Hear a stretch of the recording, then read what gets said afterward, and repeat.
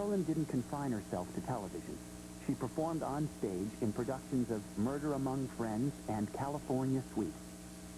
Once again, her work in the theater led to romance when she fell in love with fellow cast member Peter Bailey Britton.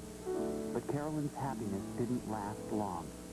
In 1981, she began suffering from severe stomach pains. She could hardly believe it when she was diagnosed with colon cancer. The 51-year-old actress underwent painful surgery and grueling chemotherapy, all the while keeping her condition a secret. In spite of her illness, Carolyn remained passionately committed to her work. When her cancer went into remission, she took on a new challenge by starring in a daytime soap opera called Capital opposite Constance Towers. She and I were the two matriarchs. She was the darker lady of the two. I was pure as driven snow, and Carolyn had all the wicked, fun things to do on the show. How does it feel to be the mother of a hero? He doesn't consider himself a hero. How protective of him. Have a good evening, Tyler. Carolyn pulled out every acting trick she had learned in all her years of playing eccentric bad girl. When you got into a scene with her, you were working with real competition. And she gave you as much as she could possibly give you, but you had to fight for your life to hold on to the scene because she knew exactly what she was doing. As you probably know, our sons are going to run against each other in the next congressional election. Keep Tyler out of it, Clarissa. He's going to run, Myrna, and he's going to win. Politics is a tough game. Tyler could get hurt. Oh, I know. I haven't forgotten that you ruined my father's political career, and I would expect that you're going to try to do the same thing to Tyler. Keep your precious son at home. But this time we're going to stand and fight. There would be one last little look that she would give, or one last little smart line.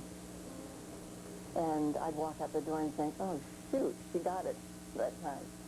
So she was a lot of fun, and she was a challenge. Carolyn was just getting comfortable with her role on Capital when she discovered her cancer had returned. She tried every treatment she could find, but this time nothing worked. The doctor told her that she had fought it aggressively, but there was nothing that they could do. That was more than even Carolyn could take. She vowed to live the rest of her life to the fullest. By now, she was too sick to hide her illness from her colleagues, but she continued to work on Capital, even when confined to a wheelchair and in tremendous pain. I had never had more respect for someone than I did for Carolyn. And there were days when, one day when she cried and told me, she said, I'm so afraid. And yet, you would never know that on the set. She just gave everything to that part, and Myrna Clegg sparkled with all of her wickedness.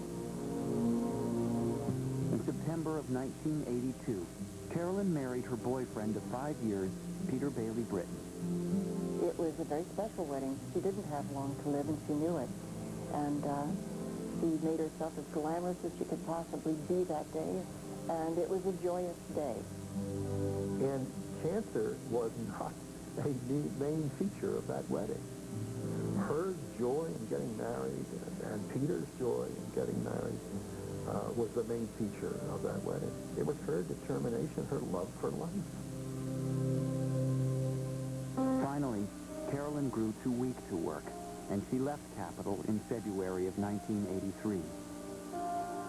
Less than 6 months later, on August 3rd, Carolyn Jones finally succumbed to cancer at the age of 53.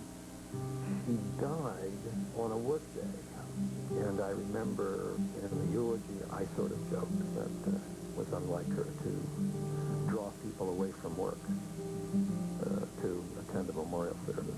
She loved working, and she loved living. Carolyn Jones may be forever known as Morticia on The Addams Family, a series that lives on in reruns seen around the world and in numerous remakes and movie adaptations. But to those close to her, she will always be remembered as a woman with a tremendous talent, a generous spirit, and a passion for life. I think she never got the role to really show how very talented she was, but she just sort of laughed and kind of made a joke about things and never stopped and cried and said, poor me. I'll remember Carolyn as a wonderful, gracious, loving human being with a wonderful sense of humor, with immense talent. She was always warm considerate, very friendly. And there are many people who felt that she was their closest friend. I got her things she gave me. She wrote in her booklet that she wanted her epitaph to be, she gave joy to the world.